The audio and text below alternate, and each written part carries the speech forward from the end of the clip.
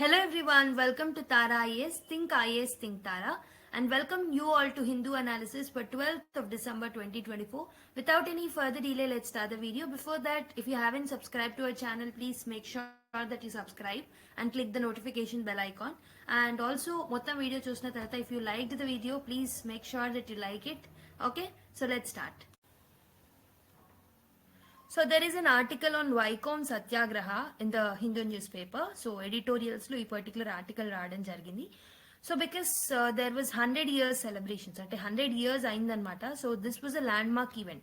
So UPSC has a tendency to ask such a kind of question when we are celebrating or when 100 years అయిపోయినా 50 years అయిపోయినా 25 years అయిపోయినా UPSC have tendency to ask questions from that particular area. Not only the movements or socio-religious movements, etc., but even birth anniversaries కానివ్వండి, okay, లేకపోతే ఆ particular person ఎవరైనా సరే వాళ్ళ death anniversary అయినా కానివ్వండి, 50th కానివ్వండి, 25th కానివ్వండి, ఇలాంటివి UPSC has a tendency to ask, okay, that moments, okay. So that's why we have to discuss the Vaikom Satyagraha in detail now. Okay, let's have the discussion on it in detail.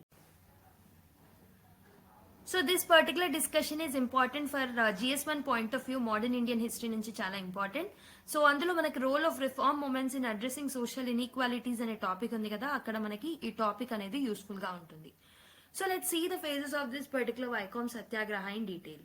So initial phase వచ్చేసి 1924లో. So basically initial phase లో ఏంటంటే backward క్యాస్ట్లు ఏవైతే ఉన్నాయో they didn't have the access on roads, okay. Around the Vaikom Mahadeva temple అనేది ఉండేది. అక్కడ కేరళలో ఉన్న వైకామ్ మహాదేవ టెంపుల్ కి బ్యాక్వర్డ్ క్యాస్ట్లు ఏవైతే ఉన్నాయో వాళ్ళకి యాక్సెస్ అనేది ఇచ్చేవాళ్ళు కాదు. So they were prohibited to walk through that particular roads as well, okay. So అందుకే ప్రొటెస్ట్లు అనేవి ఇనిషియేట్ అయ్యాయి by the Kerala state Congress committee and even the local leaders have taken a lead in order to do the protest against this particular discriminative acts, okay. So activists began walking on restricted roads. Even వీళ్ళు ఏం చేశారు protest లో భాగంగా అంటే ఈ restricted roads ఏవైతే ఉంటాయో అక్కడ నడవడం మొదలు పెట్టారు. So this has led to arrest and even public attention ని కూడా గ్రాప్ చేయడం జరిగింది. సో ఇది ఇనీషియల్ ఫేజ్ 1924లో జరగడం జరిగింది. దాని తర్వాత ఎస్కలేషన్ ఫేజ్ వచ్చేసి 1924 నుంచి 1925 మధ్యలో దీన్ని మనం ఎస్కలేషన్ ఫేజ్ అని అంటాము. సో ఇక్కడ పెరియార్ ఈవి రామస్వామి అనే అతను he has joined the moment అనమాట, okay. So he has gained the support or he has galvanized the support from the people of Tamil Nadu and other parts of southern India also, okay. So దీనివల్ల ఏమైంది అని అంటే ఇది ఒక national moment గా emerge అయింది. So దీంట్లో ఒక కమ్యూనిటీ కాదు, క్రాస్ కమ్యూనిటీ పార్టిసిపేషన్ మనం చూడడం జరిగింది.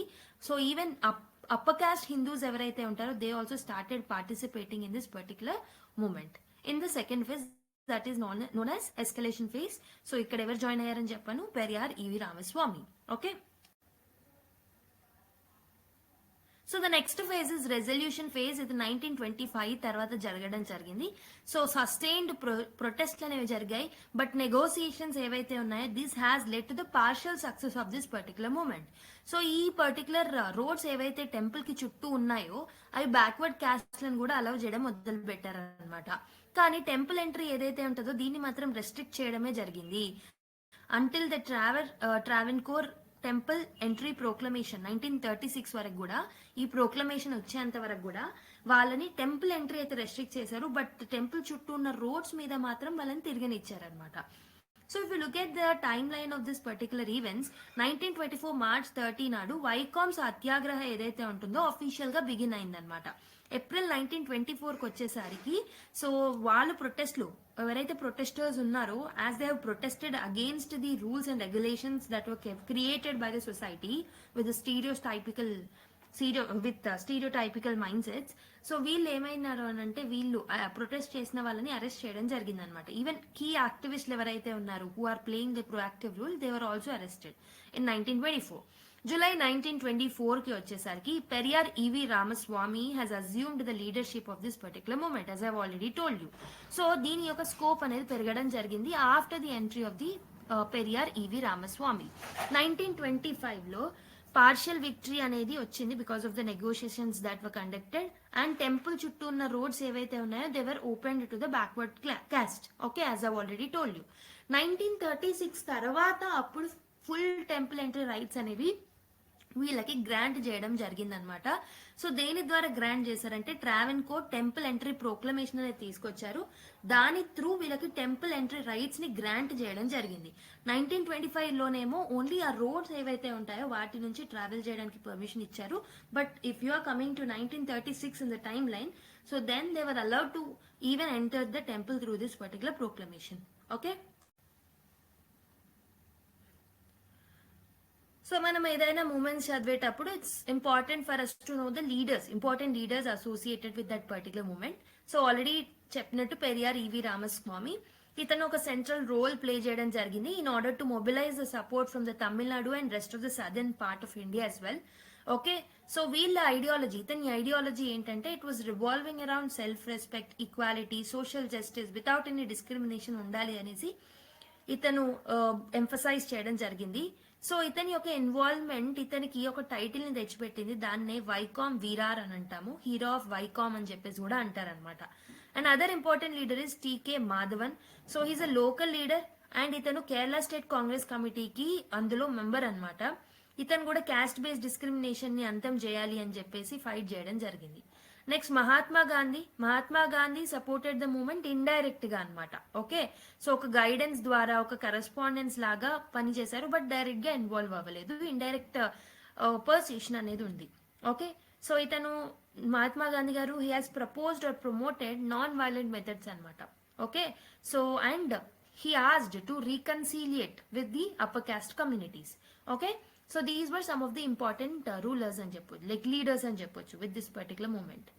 సో నెక్స్ట్ పెరియార్స్ రోల్ చూసుకుంటే, so he had advocated the eradication of caste based discrimination and temple entry even for oppressed communities కి ఉండాలి అని చెప్పేసి అడ్వకేట్ చేయడం జరిగింది. ఓకే, సో వైకామ్ ని ఒక ప్లాట్ఫామ్ లాగా యూజ్ చేయడం జరిగింది in order to promote Dravidian movement also. So దీనికే self respect ideology or self respect movement అని కూడా మనం అంటూ ఉంటాం. Okay, so he worked on uniting different caste and fostering the sense of unity అనమాట. Mainly solidarity among the people రావడానికి, unity ఏర్పడడానికి కారణం one of the important reason is Periyar Ramaswamy. Okay, so if you look at the impact of this particular movement, social impact చూసుకుంటే caste discrimination వల్ల కలిగే injustices ని ఇది highlight చేయడం జరిగింది, especially in the different religious practices. Okay, and marginalised communities యొక్క voices ని strengthen చేయడం జరిగింది అనమాట. If you look at the political impact, so ఇదేంటంటే టోటల్ డిఫరెంట్ సోషల్ రిఫార్మర్స్ ఎవరైతే ఉంటారో వాళ్ళ యొక్క కోఆపరేషన్ అనేది ఏర్పడింది. It has enhanced the cooperation between different social religious reformers, okay, and even the political leaders. So ఇది ఏం చేసిందంటే it has even bolstered the Indian National Congress commitment to social justice. So social justice ఏదైతే మీరు అంటున్నారో దాన్ని చేసి చూపెట్టండి అని చెప్పేసి it has bolstered the INC also. Okay, cultural impact ఏం జరిగింది అని అంటే, so it has inspired the later movements also. Okay, across the India వచ్చే మూమెంట్స్ లో కూడా ఇది ఇన్స్పిరేషన్ గా నిలిచింది అనమాట. ఎస్పెషలీ తమిళనాడులో వచ్చిన డిఫరెంట్ మూమెంట్స్ కి ఇది ఒక ఇన్స్పిరేషన్ లాగా ఉండిపోయింది. So what are the key outcomes of this particular Vaikom సత్యాగ్రహం అంటే, ఇమీడియట్ అవుట్కమ్స్ వచ్చేసి రోడ్స్ ఏవైతే వైకామ్ మహాదేవ టెంపుల్ చుట్టూ ఉంటాయో అవన్నీ అందరి క్యాస్ట్లకు ఓపెన్ చేయడం జరిగింది. సో అండ్ ఇది ఏంటంటే ఒక నేషనల్ అవేర్నెస్ ని తీసుకొచ్చింది about the caste based discrimination that was there. Long term outcome చూసుకుంటే ఒక ప్రొక్లమేషన్ ని తీసుకొచ్చారు 1936 లో. దీని త్రూ వాళ్ళని టెంపుల్ ఎంట్రీ కూడా అలౌ చేయడం జరిగింది అనమాట. అండ్ ఆల్సో ఇలాంటి మూమెంట్, సిమిలర్ మూమెంట్స్ ఏవైతే ఉన్నాయో they are also got inspired from this particular success of this particular movement. Okay, for example Guruvayur Satyagraha, మిగతా ఇంపార్టెంట్ మూమెంట్స్ ఏవైతే ఉంటాయో that gain support from this particular, like they have participated from the success of this particular movement. Okay, constitutional legacy వచ్చేసి it has been a ground work, ఒక ground work లాగా ఇది పనిచేసింది అనమాట. In inserting something called as Article 25 in the Constitution, so which ensures religious freedom and allowing state intervention for the social reform.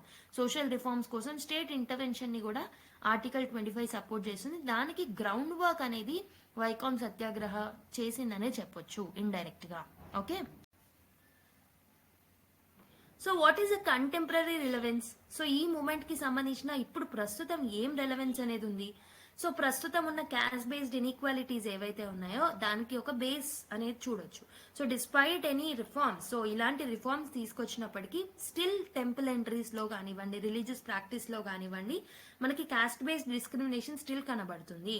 So efforts to appoint non-Brahmin priests in temples have faced resistance in the states like Tamil Nadu and Kerala even now. So non-Brahmins, so పంతులు గారు or పూజారులు ఎవరైతే ఉంటారో వీళ్ళు ఎక్కువగా non Brahmins ఉండరు, బ్రాహ్మిన్సే ఉంటారు. ఒకవేళ నాన్ బ్రాహ్మిన్స్ ని తీసుకొచ్చినా they need to face lot of resistance, like lot of discrimination అనమాట even now. Okay, states role in religious institutions, modern governments ఏవైతే ఉంటాయో they continue to regulate the religious institution అనమాట. So ఎందుకు రెగ్యులేట్ చేస్తున్నాయంటే social justice అనేది మన ultimate aim కాబట్టి. Supreme court కూడా టెంపుల్ మేనేజ్మెంట్ లో okay different ideas of the constitution ని అప్హోల్డ్ చేయాలని డిఫరెంట్ జడ్జిమెంట్స్ తో చెప్పడం జరిగింది అనమాట. Okay, so what is it significance for modern India? Okay, modern ఇండియాకి దాని సిగ్నిఫికెన్స్ ఏంటంటే it has acted as a symbol of grass root activism. Okay, so ఇదేంటంటే కలెక్టివ్ యాక్షన్ వల్ల మనం ఏదైనా సాధించవచ్చు, సోషో పొలిటికల్ చేంజ్ ని తీసుకురావచ్చు అనే దానికి ఒక సింబల్ గా మనకి ఇది కనబడుతుంది. అండ్ ఆల్సో నేషన్ బిల్డింగ్ లో కూడా ఇన్స్పిరేషన్ గా నిలిచిందనమాట. సో మనకు తెలుసు ఇవి రామస్వామి వచ్చిన తర్వాత it has gained a national momentum, ఒక నేషనల్ లెవెల్లో ఈ డిస్క్రిమినేషన్స్ గురించి ఒక హైలైట్ అనేది చేయడం జరిగింది అనమాట. Okay, so this has become a inspiration for social reform also. So it encourages the pursuit of equality, secularism, inclusivity and all. Okay, so it also shows the lessons in leadership. Okay, asalu diverse communities and diverse leaders collaborate avadam valla ఎంత గొప్ప ఎంత అన్అచీవబుల్ targets అయినా మనం achieve చేయగలుగుతామని ఒక lessons ని మనకి నేర్పించింది అనమాట. So that is why this movement is significant in modern India too. So based on the discussion that we have made, so try to solve this particular mains question. Discuss the significance of Vaikom Satyagraha in addressing caste-based discrimination and role in shaping the social reform movements of modern India. So modern India lo elanti social discrimination practices, discriminative practices unnai anedi manam quote chestu, how Vaikom Satyagraha become a inspiration for the movements today, like leadership lo ganivandi lekapothe social reforms తీసుకురావడంలో collaborative actions అనేవి ఎంత అవసరమో ఎలా చూపెట్టింది. And also different community leaders కలవడం వల్ల ఎలాంటి impact ఉంటుంది. సో ఇవన్నీ మనకు వైకోమ్ సత్యాగ్రహం చూస్తే మనకు అర్థమవుతుంది. ఈవెన్ మోడర్న్ డే ఛాలెంజెస్ ఏవైతే ఉన్నాయో సోషో రిలీజియస్ స్పియర్స్ లో ఏవైతే ఛాలెంజెస్ ఉన్నాయో వీటిలో రిఫార్మ్స్ తీసుకురావడానికి Vaikom Satyagraha it's like a role model అనమాట. ఓకే, సో అలా రాస్తూ మీరు ఈ పర్టికులర్ ఆన్సర్ ని రాయడానికి ట్రై చేయండి based on the discussion that we have made today. Okay, so there is another article with respect to chief justices need longer tenure అని చెప్పేసి ఒక ఆర్టికల్ రాయడం జరిగింది.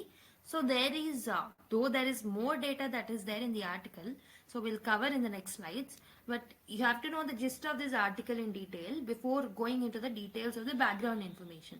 Because I want to make sure that what is relevant for your exam should be taught in the class. Okay, so if you look at the summary or gist of this particular article, ఇక్కడ ఏమంటున్నారు అని అంటే recent గా ఏమైంది అని అంటే high court justices ని కొన్ని ఏరియాస్ లో కొన్ని హైకోర్ట్స్ లో అపాయింట్ చేయడం జరిగింది. సో కానీ ఇక్కడ రైటర్ ఏం చెప్తున్నారు, writer is also an advocate, so he has an experience in that field. He says that so the tenure of this particular people who are acting as the chief justices in the different high courts are very low. Okay, ఒక్కొక్కసారి ఏమవుతుందంటే వాళ్ళ tenure చాలా తక్కువగా ఉంటుంది. And other problem is వాళ్ళు అక్కడ అన్ని నేర్చుకునే లోపే అంటే so it takes time for any one to understand the policies and the programmes that any high court is going through. ఒక హైకోర్ట్ చీఫ్ జస్టిస్ అయ్యారు అని అంటే you will take time to understand the administrative things, policies, ideals etcetera. Okay, so అది అర్థం చేసుకొని దాన్ని proper గా implement చేద్దాం అనే లోపే వాళ్ళ టెన్యూర్ అనేది ముగుస్తుంది. ఒక్కొక్కసారి they are getting elevated to the supreme court, ఇంకోసారి ఏమవుతుంది అని అంటే అర్థం చేసుకునే లోపే they are getting transfer to other courts. So instead of doing all of this, for example, a writer has given one example in the article. 1816 నుంచి 2012 వరకు Madras high court 150 years of high court లో 1862 నుంచి 1947 మధ్యలో ఓకే 11 చీఫ్ జస్టిసెస్ అనే వాళ్ళు పనిచేశారనమాట. On an average if you do that maths calculation the tenure of one chief justice and on average is 7 years అనమాట ఈ టైం పీరియడ్ లో 1862 నుంచి 1947 వరకు. So on the other hand 1947 నుంచి 2012 వరకు చూసుకుంటే 24 చీఫ్ జస్టిసెస్ రావడం జరిగింది. ఆన్ అన్ యావరేజ్ ఈ chief justice is having only 4 years of tenure. Okay so you can understand the difference that was made. So ఇప్పుడున్న చీఫ్ జస్టిసెస్ ఏంటంటే one they are suffering with the lack of tenure, చాలా తక్కువ tenure తో problem face చేస్తున్నారు. Or else they are getting elevated to the supreme court, or else they are getting transfer to other court. So by the time they are understanding all the policies and the schemes etc, okay, of that particular court, they're getting transferred or their tenure is getting over or they're getting elevated to the higher courts. Okay, that's why the writer is suggesting that the tenure of the courts or chief justices ఏదైతే ఉంటుందో it has to be enhanced so that they can actually perform effectively. వాళ్ళ expertise ఏదైతే ఉంటుందో, okay ఒక 2-3 years లో వాళ్ళు నేర్చుకున్న expertise ఏదైతే ఉంటుందో ఆ ఎక్స్పర్టీస్ ని ప్రాపర్ గా యూటిలైజ్ చేసే ముందే మీరు టెన్యూర్ ని ఫినిష్ చేయడం, మిగతా యాక్ట్స్ అనేవి పర్ఫామ్ చేయడం వల్ల ఆ పర్టికులర్ ఎక్స్పర్టీస్ అనేది వేస్టేజ్ అవుతుంది అండ్ ఆల్సో ఎఫిషియన్సీ అనేది దెబ్బతింటుంది. So the only solution that we can take is extend the tenure of the judges అని చెప్పేసి, చీఫ్ జస్టిసెస్ అని చెప్పేసి రైటర్ చెప్పడం జరిగిందనమాట. Based on this particular discussion let's see the background details and let's take some of the relevant points from this particular article 2 in our coming discussion. Let's start.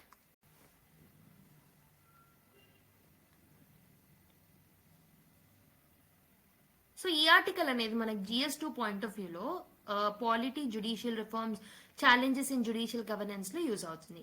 And governance లో భాగంగా కూడా administrative inefficiencies in the institutions అనే topic లో కూడా మనకి direct గా relate అయ్యే topic అనమాట. So if you look at the constitutional provisions with respect to appointment of the supreme court judges, article 124 clause 2 ఏదైతే ఉంటుందో, so this speaks about appointment of supreme court judges in the constitution.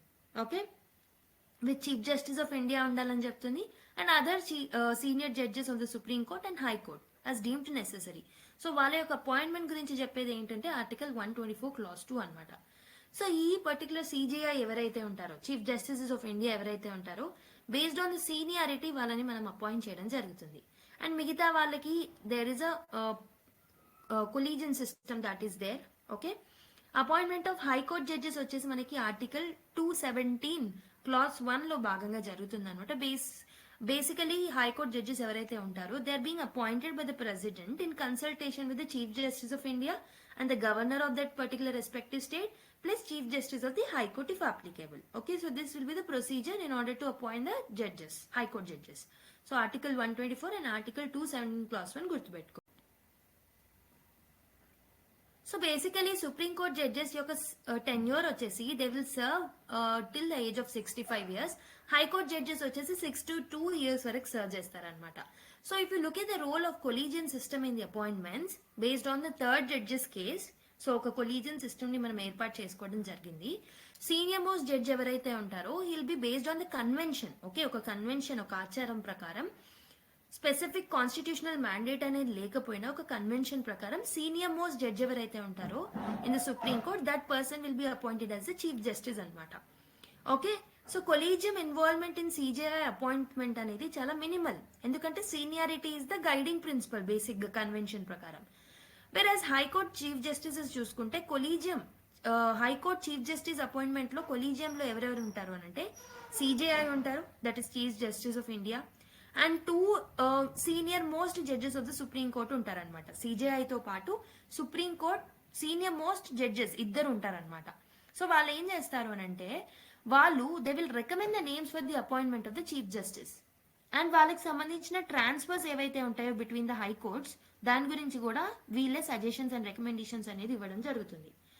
So ఇది ఏం చేస్తుంది ఈ collision system అంటే it will ensure merit, integrity and impartiality ఇవన్నీ లేకుండా, okay, merit ఉండాలి, ఇంటిగ్రిటీ ఉండాలి, ఇంపార్షియల్ గా ఉండాలి అపాయింట్మెంట్స్ లో. సో దీంట్లో ఎలాంటి లోటు లేకుండా చూసుకునేలా అపాయింట్మెంట్ అనేది ఉంటుంది అనమాట బేసికల్ గా. So the key issue that was discussed in the article is about the short tenure of the chief justice. Okay, so చాలా మంది చీఫ్ జస్టిసెస్ ఎవరైతే హైకోర్టులో సర్వ్ చేస్తున్నారో they are suffering from very short duration అనమాట. Okay, చాలా few weeks నుంచి few months వరకు మాత్రమే ఉంటున్నారు. సో దీనివల్ల ఏమవుతుంది అంటే this limits their ability to understand and address the institutional challenges that are there. మరి లాంగ్ టెన్యూర్స్ ఉండడం వల్ల ఎలాంటి ఇష్యూస్ అనేవి సాల్వ్ అవుతాయి? So what is the significance of long tenures అంటే ఒకటి వచ్చేసి ఇన్స్టిట్యూషనల్ స్టెబిలిటీ అనేది ఏర్పడుతుంది. లాంగర్ టెన్యూర్స్ ఏమవుతుంది అని అంటే this will ensure the continuity in the judicial administration and reforms అనేవి కూడా ఈజీగా తీసుకురాగలుగుతాం. అండ్ ఆల్సో సిస్టమిక్ ఇష్యూస్ ఏవైతే ఉన్నాయో వాళ్ళు ప్రాపర్గా లాంగ్ టెన్యూర్స్లో ఉండడం వల్ల అర్థం చేసుకుని అడ్రస్ చేయగలుగుతారు అనమాట. Okay, so and also this will help in effective functioning. Chief Justices will perform critical administrative roles. For example, in the recommending the judges. So, ఎక్కువ tenure ఉండడం వల్ల they'll understand the nature of the judges also. Okay, they'll play a critical role in recommending the judges. So, judicial staff కి against గా disciplinary actions ని కూడా ఈజీగా తీసుకోగలుగుతారు. Okay, so they'll representing the judiciary in public forums and also in the policy discussions లో కూడా వాళ్ళు involve అయ్యే chances ఉంటాయి. కానీ ఏంటంటే ఈ రెస్పాన్సిబిలిటీస్ ఏవైతే ఉన్నాయో ఒకవేళ షార్ట్ టెన్యూర్ ఉంటే that will hinder their ability to fulfil that responsibilities. Okay, and ఇంకొక సిగ్నిఫికెన్స్ ఏంటంటే జ్యుడిషియల్ లీడర్షిప్ లో కూడా సిగ్నిఫికెన్స్ అనేది ఉంటుంది. So the position demands time to comprehend the unique challenges of each high court. Short tenures ఏమవుతుంది అని అంటే సో షార్ట్ టెన్యూర్స్ వల్ల లీడర్షిప్ మీద ఇంపాక్ట్ అనేది పడుతుంది అండ్ ఆల్సో ప్రాపర్గా డెసిషన్ మేకింగ్ చేసుకోలేరు. Okay, so that is why longer tenures are needed. So what are the challenges because of the shorter tenure అంటే ఒకటి వచ్చేసి అడ్మినిస్ట్రేటివ్ ఇన్ఎఫిషియన్సీస్ అనేవి వస్తాయి. సో ఫ్రీక్వెంట్ గా లీడర్స్ చేంజ్ అవ్వడం వల్ల so it will effect the or it will hamper the functioning of the high courts. So reforms చేయడానికి పెద్దగా చీఫ్ జస్టిసెస్ కి టైం దొరకదు షార్ట్ టెన్యూర్స్ ఉన్నప్పుడు. Okay, so and also lack of or loss of institutional knowledge. So ఏదైతే వాళ్ళు knowledge gain చేస్తారో దాన్ని implement చేసే లోపు వాళ్ళని ట్రాన్స్ఫర్ చేయడం వల్ల so there will be loss of the institutional knowledge or the loss of the expertise that they have gain. Okay, so if you look at the comparison with the other countries, British system లో చూసుకుంటే historically chief justices ఎవరైతే Britain లో ఉన్నారో వాళ్ళు చాలా longer tenures కి serve చేసేవాళ్ళు అనమాట. సో దానివల్ల గ్రేటర్ ఇంపాక్ట్ ని క్రియేట్ చేసేవాళ్ళు. So and also example already చెప్పినట్టు 150 years. Okay, high court Madras high court 150 years అనేది 2012 లో కంప్లీట్ చేసుకోవడం జరిగింది. కానీ 42 చీఫ్ జస్టిసెస్ మాత్రమే ఉన్నారు. సో ఇండియన్ హైకోర్ట్స్ లో if you look at okay high courts లో మాత్రం frequent turn overs or frequent changes of the chief justice చూడడం జరిగింది. So this may not create a larger impact. Governance reforms అనేవి judicial governance లో reforms అనేవి తీసుకురావడం అనేది ఇబ్బందిగా మారుతుంది. Okay, so what are the proposals for the reform? ఒకటి వచ్చేసి మినిమం టెన్యూర్ అనేది ఉంది. సో జ్యుడిషియల్ ఎక్స్పర్ట్స్ ఏమంటున్నారు అంటే they are suggesting a minimum tenure of 1 to 2 years for the chief justice. కనీసం మినిమం టెన్యూర్ అన్నా ఉండాలి, ఫ్రీక్వెంట్ ట్రాన్స్ఫర్స్ అనేవి జరగకూడదు. Ensure that they have enough time to understand and address the challenges that are there in that particular court, right? And appointment process అనేది కూడా transparent గా ఉండాలి. So ఇప్పుడు మనం ప్రస్తుతం ఫాలో అవుతుంది judges are appointing judges. So try to involve the other organs also, okay, in the appointment process so that there will be a transparency. And also leadership development. So manaki pool of potential chief justices ni create cheyali so that we can have a smooth transactions and we can avoid the short tenures as well. Okay, what are the broader implications? ఒకటి వచ్చేసి judicial reforms.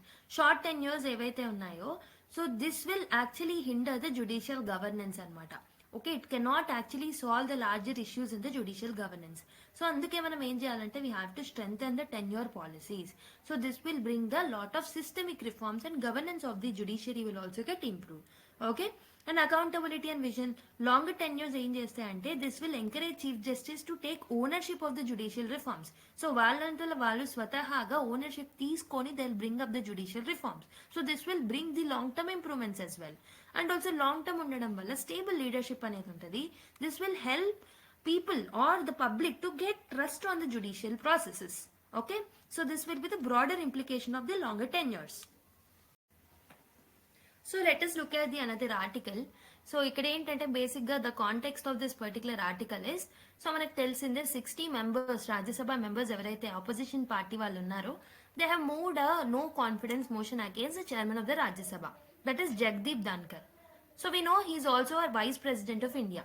Okay, so ఈ particular move ఏదైతే ఉంటుందో దానికి based ఈ particular article రావడం జరిగింది.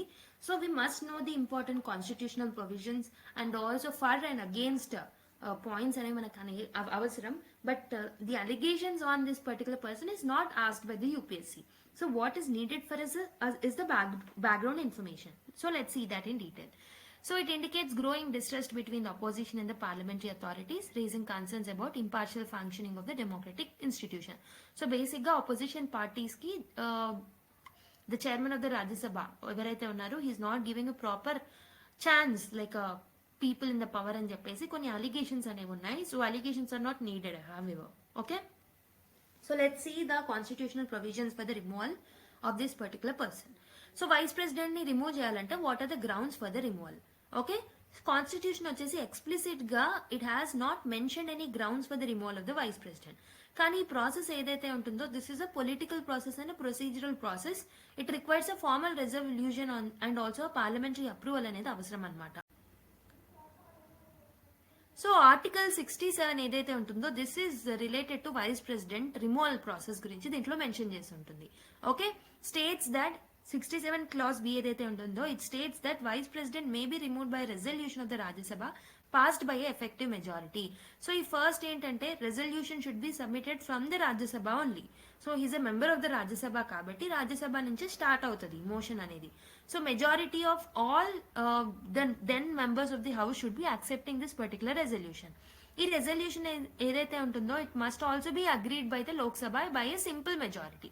So రాజ్యసభలోనేమో మనకి ఎఫెక్టివ్ మెజారిటీతో రెజల్యూషన్ యాక్సెప్ట్ అవ్వాలి, వెరస్ లోక్సభలో మాత్రం సింపుల్ మెజారిటీతో యాక్సెప్ట్ అయితే సరిపోతుంది.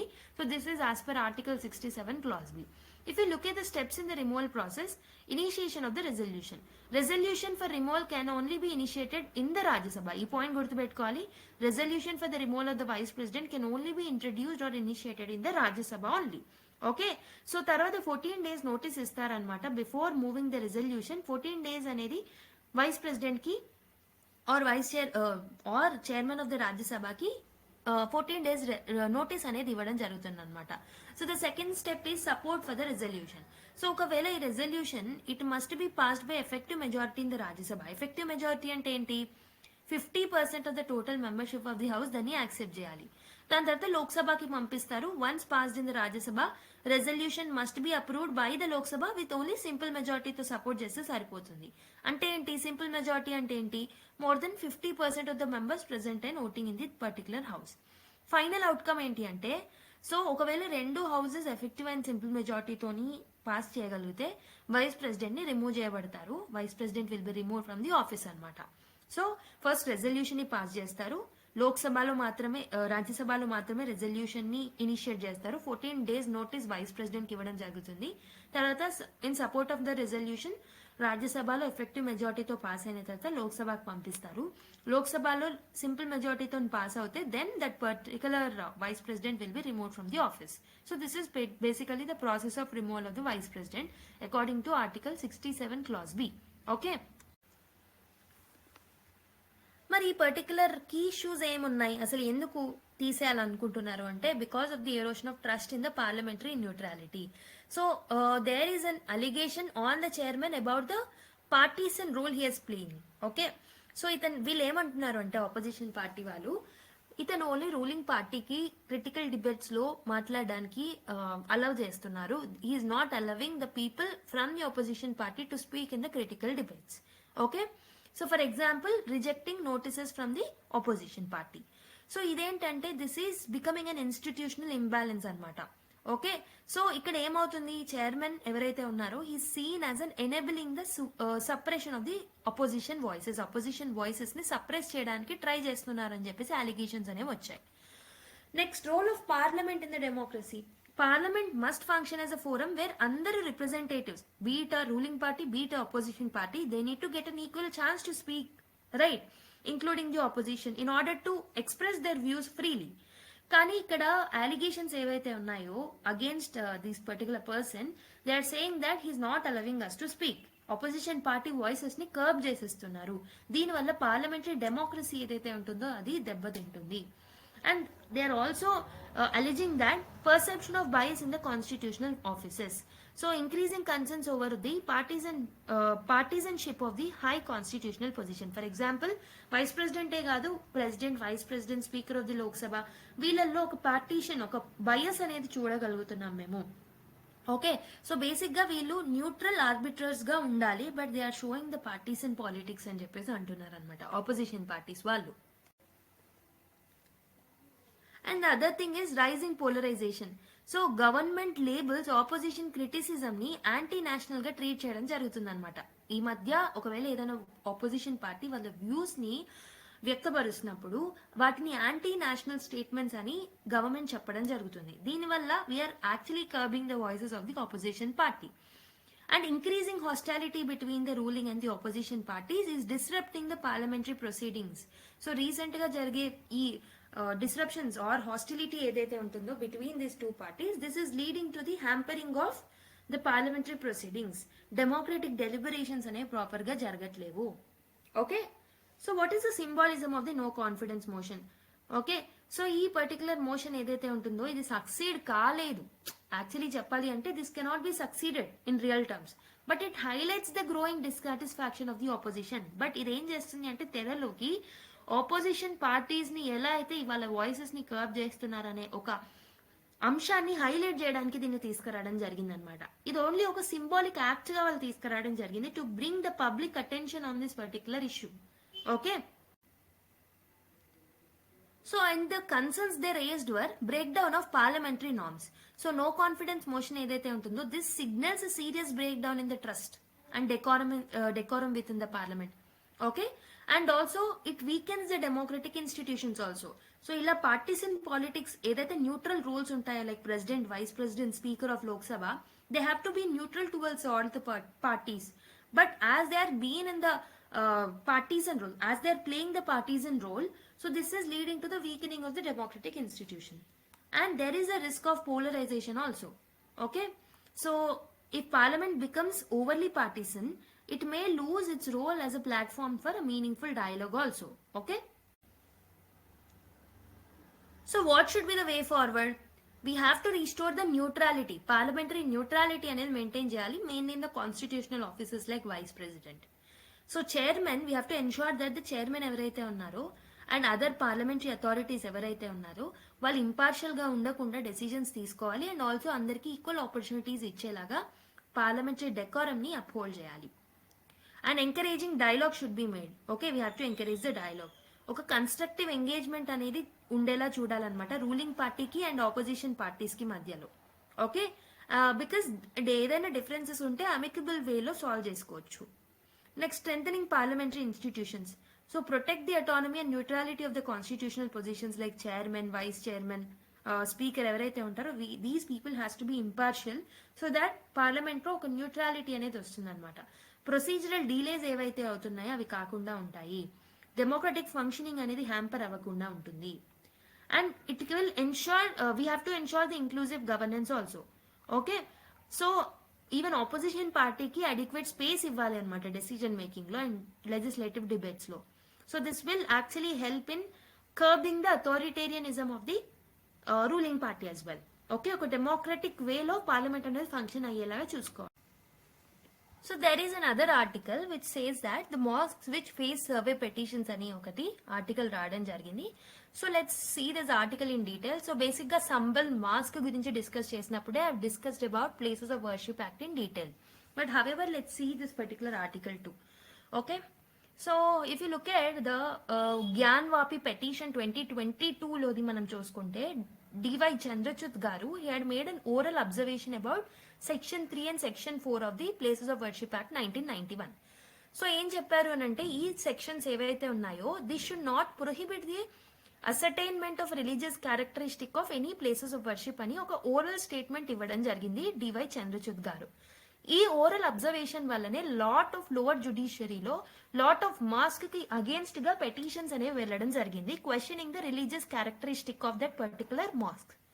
అలా పెటిషన్స్ ఫేస్ చేసిన మాస్క్లు మెయిన్ గా మిడివల్ ఇండియాకి సంబంధించినవి అనమాట. మెయిన్ గా అవి ఏంటంటే ఆజ్మీర్ దర్గా కానివ్వండి, ఓకే, అధైదిన్ గా జోంప్రా, అండ్ షాయి జామా మస్జిద్ సంబల్లో. ఓకే, దీని గురించి మనం డీటెయిల్ గా కూడా డిస్కస్ చేసాం.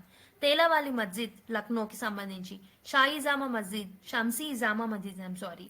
ఓకే, అండ్ నెక్స్ట్ మిగతా మాస్క్లు ఏవైతే ఉంటాయో, so they have faced the petitions in the lower judiciary.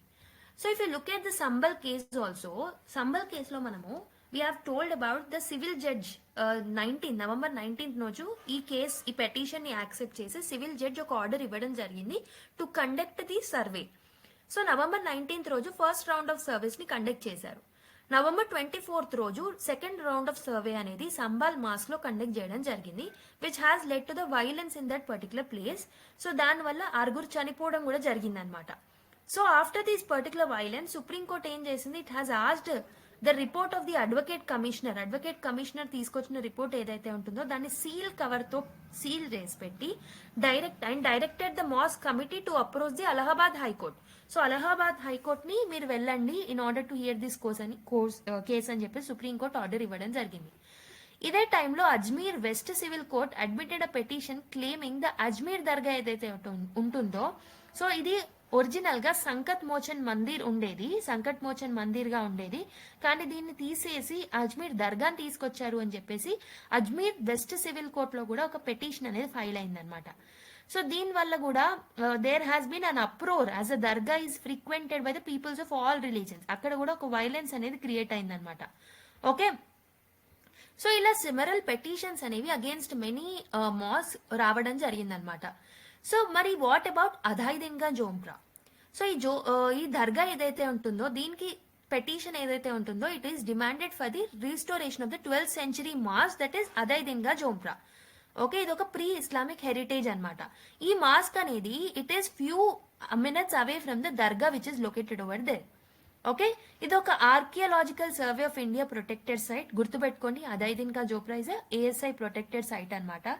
So the demand for Ajmer's deputy mayor Neeraj Jain who reiterated claims that the Adhai Din Ka Jhonpra ఏదైతే ఉంటుందో దీని రిలీజియస్ క్యారెక్టర్ ని క్వశ్చన్ చేశారు. And he has told that it was originally a Sanskrit college. ఇది ఒక Sanskrit college గా ఉండేది and temple గా ఉండేది. సో దీన్ని డిమాలిష్ చేసి ఈ పర్టికులర్ దర్గాని కట్టడం జరిగింది అని చెప్పేసి అన్నారు అనమాట. So this is belonging to 12th century. Okay, so ఇది ఇనిషియల్ గా సాంస్క్రిట్ కాలేజ్ గా టెంపుల్ గా ఉండేది అని చెప్పేసి చెప్పారనమాట. ఓకే, సో అయితే soon after Rajasthan assembly speaker Vasudev Devnani demanded and ASI survey అనమాట. ఇక్కడ ASI సర్వేని కండక్ట్ చేయండి in order to know the religious characteristic of this particular Adhai Din Ka Jhonpra అని చెప్పేసి ఆర్డర్ చేయడం జరిగిందనమాట. So he has told that and ASI survey should immediately be done at Adhai Din Ka Jhonpra to find out whether the Jain delegates claim is true. అంటే ఇది ముందు Jain temple ఉండేది అని Jain delegates చెప్పడం జరిగింది. సో వెదర్ వాళ్ళు క్లెయిమ్ చేసింది కరెక్టా రాంగా అనేది తెలుసుకోవడానికి ఇక్కడ సర్వే అనేది కండక్ట్ చేయాలి అని చెప్పేసి చెప్పారు. సో బేసిక్ గా మనకి details of this particular Adhai Din Ka Jhonpra అవసరం. So this was originally built by Qutbuddin Aibak అనమాట. Okay, so at the same time he was also building Quwwat ul Islam Masjid ఏదైతే ఉంటుందో కుతుబ్ మినార్ కాంప్లెక్స్ లో ఢిల్లీలో, అది బిల్డ్ చేసినప్పుడే దీన్ని కూడా బిల్డ్ చేయడం జరిగిందనమాట. సో సుల్తాన్ ఇల్తుత్మిష్ ఎవరైతే ఉన్నారో he has beautified this in 1213 AD. Okay, first originally built by Qutbuddin Aibak అయినప్పటికీ it was beautified later by Sultan Iltutmish in 1213 AD అనమాట. Okay, so this is basically a protected monument under the ASI. So దీని యొక్క name అనేది it stems from Urs అనే ఒక fair అనేది జరిగేది. So there is a fair that was conducted, that name is Urs, URS అనమాట. Okay, Urs అంటే this is a fair that was conducted for 2.5 days. అందుకే మనకి అధాయిదిన్గా జోప్, అధాయిదిన్ అంటే ఏంటి, it is 2.5 days, right? So దాని పేరు కూడా అక్కడి నుంచి ఆ ఫేర్ నుంచే రావడం జరిగిందనమాట. So however the claim of the site being a mosque has been disputed by an author. Okay, who argued in his book. So బేసికల్ గా మనకి ఒక హర్ బిలాస్ సర్దా అని ఒక ఆథర్ ఉన్నాడు. అతను ఒక బుక్ రాశారు. ఆ బుక్ నేమే హిస్టారికల్ అండ్ డిస్క్రిప్టివ్ ద సేత్ విక్రమదేవ కళ అని చెప్పేసి రాయడం జరిగింది. According to this book he said that Jain ఎవరైతే ఉంటారో, ఒక సేత్ విక్రమదేవ కళ అనే ఒక కింగ్ ఎవరైతే ఉన్నారో he has built this particular Jain temple అని చెప్పేసి అతని బుక్ లో రాయడం జరిగింది అనమాట. అండ్ ఇక్కడ ఒక జైన్ ఫెస్టివల్ కూడా జరిగేది. పెంచ్ కళ్యాణ్ మహోత్సవ అని చెప్పేసి 660 ADలోనే ఒక ఫేర్ అనేది జరిగేది. ఇట్స్ జైన్ ఫెస్టివల్ అని చెప్పేసి కూడా ఈ బుక్ లో మెన్షన్ చేయడం జరిగింది. ఎవరు మెన్షన్ చేశారు అంటే బిలాస్ సర్దా అని ఒక హర్బిలాస్ సర్దా అని ఒక ఆథర్ అన్నమాట. ఓకే, సో అయితే ఇతను ఏమన్నారు అని అంటే, so the temple was destroyed by the Afghans of Ghor. Okay, Ghor ఎవరైతే ఉంటారో 1192లో దీన్ని డిస్ట్రాయ్ చేయడం జరిగింది. తర్వాత కుతుబుద్దీన్ ఐబక్ ఇక్కడ ఒక మాస్క్ ని కన్స్ట్రక్ట్ చేశారనమాట with carved pillars used in the colonnades. Okay, so this was about the background of this particular thing. And the other important thing that we have to know from this article is what about the Shamsi Jama Masjid. So Shamsi Jama Masjid anedi, it's a 800-year-old Shamsi Jama Masjid is the latest mosque to face contestation. So దీనికి against గా కూడా petitions రావడం జరిగింది అనమాట ఒక fast track కోర్టులో. So it has been claimed by the Mukesh Patel of the Hindu Mahasabha that, so అతను ఒక పెటిషన్ ఫైల్ చేయడం జరిగింది. He says that it is an ancient Neelkanth Mahadev temple. So ఇది ముందు ఈ మాస్క్ ఈ మస్జిద్ ఏదైతే ఉంటుందో ఇది యాక్చువల్లీ ఒక టెంపుల్ అనమాట, నీలకంఠ దేవుడిది మహాదేవ టెంపుల్. కానీ దీన్ని డెమాలిష్ చేసి ఈ షామ్సి జామా మస్జిద్ ని కన్స్ట్రక్ట్ చేయడం బిల్డ్ చేయడం జరిగింది అని చెప్పేసి తను క్లెయిమ్ చేయడం జరిగింది. In response Shamsi Shahi mosque Intezamia committee ఏదైతే ఉంటుందో they have argued the suit was not maintainable అని చెప్పేసి వాళ్ళు ఆర్గ్యూ చేయడం జరిగింది. ఓకే, సో ఈ మాస్క్ అనేది it is built on an elevated area called as Sota Mohalla. గుర్తుపెట్టుకోండి, ఈ పర్టికులర్ మాస్క్ ని ఒక ఎలివేటెడ్ ఏరియాలో కన్స్ట్రక్ట్ చేశారు, దాని పేరే సోతా మొహల్లా. ఇది ఒక హైయెస్ట్ స్ట్రక్చర్ అన్నమాట. ఓకే, ఈ పర్టికులర్ టౌన్ లో ఒక హైయెస్ట్ స్ట్రక్చర్ అని చెప్పొచ్చు. Okay, after Quwwat ul Islam and Adhai Din Ka Jhonpra it is the third oldest mosque in north India. So basic గా మనకి 3 ఓల్డెస్ట్ మాస్క్లు ఉంటాయి. ఒకటి కువత్తుల్ ఇస్లాం, ఇంకొకటి అదైదిన్ కా జోప్రా, అది కూడా ఇట్ ఇస్ ఫేసింగ్ క్రిటిసిజం. దాని తర్వాత third oldest mosque in north India is this particular mosque అనమాట. ఓకే, సో ఇదన్నమాట దీనికి సంబంధించిన బ్యాక్గ్రౌండ్. సో ఇది వీళ్ళు ఏమంటున్నారు అంటే it was built after Badauddin cries are being made about the historical Jama Masjid in Delhi that it's built at the site of Vishnu temple with the districts and sessions courts continuing to freely admit such petitions, the provisions of the Places of Worship Act which prohibit changing the characteristics. So basically around the statement that was made earlier by the D.Y. Chandrachud only ఇలాంటి petitions రావడం జరుగుతుంది అన్నమాట. So based on the discussions that we have made about the Shamsi Jama Masjid and also Adaiddin Ka Jopra, let's solve one question which is related to prelims point of view. Okay. So based on the discussion that we have made, let's solve this question. Consider the following statements in regard to Adaiddin Ka Jopra. It is located in Ajmer, Rajasthan and it is known for its Indo-Islamic architectural style. Statement 2, it is protected and maintained by ASI. It is included in the list of UNESCO World Heritage Site. Which of these statements are correct? 1 and 2 only, 2 and 3 only, 1 and 3 only, 1, 2 and 3. Try cheyandi. So I hope you people have tried it. So basically the Ajmer Rajasthan lone untundi and also ఇది Indo-Islamic style lone untundi. Right? So ఇది already చెప్పినట్టు Archaeological Survey of India is maintaining this. So these two statements are correct. So whereas the third statement that is it's a UNESCO World Heritage Site అనేది మాత్రం తప్పు అన్నమాట. So the third statement is wrong whereas first two statements are correct. So option A is the right answer. So there is another article with respect to Syrian crisis. So you can actually watch. Sairam sir already made a detailed video on this particular crisis. So you can watch that video in order to understand any article in the news. Okay.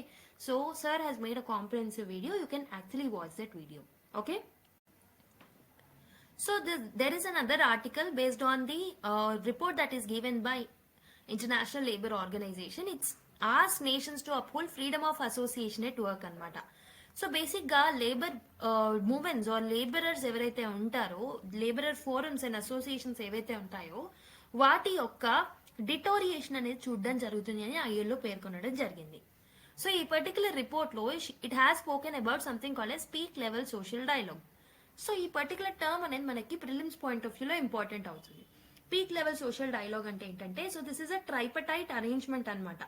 ఎవరికి arrangement, ఎవరెవరు involve అయి ఉంటారు ఇందులో, stake holders ఎవరు ఈ arrangements లో అంటే employers ఉంటారు, ఎంప్లాయీస్ ఉంటారు, ఎంప్లాయర్స్ ఉంటారు and government. So who will be there? Three stakeholders, that is employers, employees and also government. So వీళ్ళు ఏంటంటే they will negotiate among themselves. So they will negotiate in order to bring up some solution to the problems that are existing. Okay, negotiations proper గా జరిగినప్పుడే we can come up with a equitable solution, right?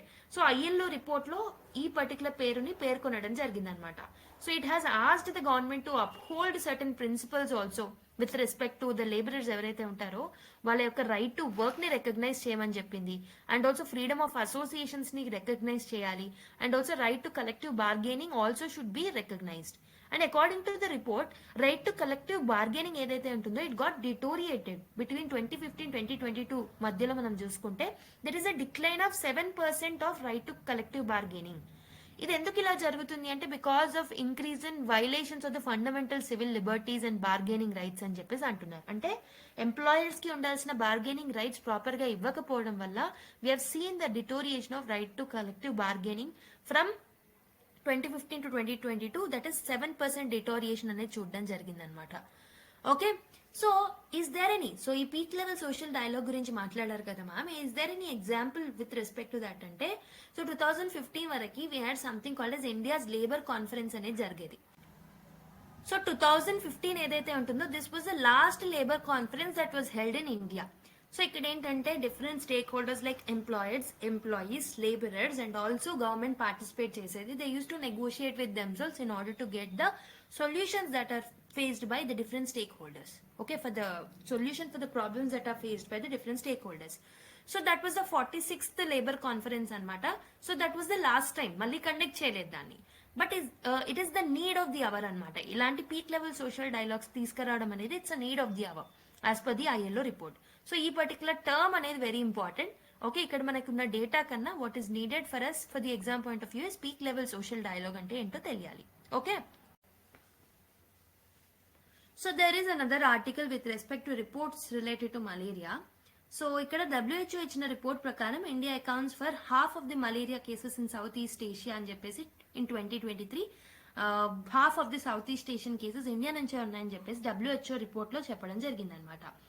So బేసిక్గా WHO ఏం చెప్తుంది అంటే south east Asia reason ఏదైతే ఉంటుందో, so this is showing 1.5% of the burden of the malaria cases globally. Global గా ఉన్న కేసెస్ లో సౌత్ ఈస్ట్ ఏషియాలోనే 1.5% కేసెస్ ఉన్నాయని చెప్పేసి అంటుంది అనమాట. And half of the cases that are there in the south east Asia comes from India in the year 2023. So it is followed by Indonesia. Indonesia తర్వాత ఎక్కువ number of cases మన ఇండియాలోనే ఉన్నాయన్నమాట. Okay, sorry, India తర్వాత ఇండోనేషియాలో ఉన్నాయన్నమాట. Okay, so it is estimated that malaria deaths in this particular Southeast Asia has fallen 82% తగ్గడం జరిగిందనమాట. సో 2000 ఇయర్ లో చూసుకుంటే మలేరియా వల్ల 35,000 మెంబర్స్ సౌత్ ఈస్ట్ ఏషియాలో చనిపోతే 2023కి వచ్చేసరికి ఓన్లీ 6,000 మెంబర్స్ మాత్రమే చనిపోవడం జరిగిందనమాట. ఓకే, వెరాజ్ ఇండియా అండ్ ఇండోనేషియా మాత్రమే, వీటిని రెండింటిని కలుపుకుంటేనే మలేరియా డెత్స్ లో India and Indonesia together contributes for 88% of the malaria deaths in this particular reason. Okay, this is according to the latest report that is given by WHO. So World Malaria Report 2024 ఇచ్చిన data ప్రకారం ఈ particular డేటాను మనం చూస్తున్నాం. Okay, so this is the one of the important prelims context article అని చెప్పొచ్చు. So it is your duty, I'm giving you homework. మలేరియాకి సంబంధించి అసలు ఎందుకు వస్తుంది, ఎలా వస్తుంది అనేది మీరు కొంచెం రీసెర్చ్ చేయండి. So this will be important for the science and technology point of view. Okay, so there is another article with respect to manual scavenging అనమాట. సో రీసెంట్లీ ఏమైందంటే supreme court has given an order to mainly state governments and central governments to end the manual scavenging in any form. Okay, so ఈ particular context లోనే ఈ statement ఇవ్వడం జరిగింది. Will go to any extent possible to eradicate manual scavenging అని చెప్పేసి supreme court అనడం జరిగింది అనమాట. సో బేసిక్గా if you look at the background of the manual scavenging, 1993లోనే we have bought a law to prohibit manual scavenging. ఒక చట్టాన్ని మనం తీసుకొచ్చాం 1993లో. So despite of bringing this particular law, manual scavenging అనేది because of various reasons continue అవుతూ వచ్చిందనమాట. So దాన్ని మనము సరి చేయడానికి 2013లో ఒక కొత్త చట్టంతో కూడా బయటికి వచ్చాం. That is prohibition of employment as manual scavengers act of 2013. కానీ ఇది కూడా ప్రాపర్ గా ఇంప్లిమెంట్ అవ్వలేదు. If you look at the data that is given by the government it self, 2018 నుంచి 2023 వరకు మోర్ దెన్ 400 పీపుల్ చనిపోయారు because of the manual scavenging activities. So if you look at the experts opinions on this particular thing, Why it has been continued ante because of the caste system. So the lower strata of the caste ఎవరైతే ఉన్నారో they were forced to do this particular manual scavenging by the upper strata of the society. And the other problem is because of the class system.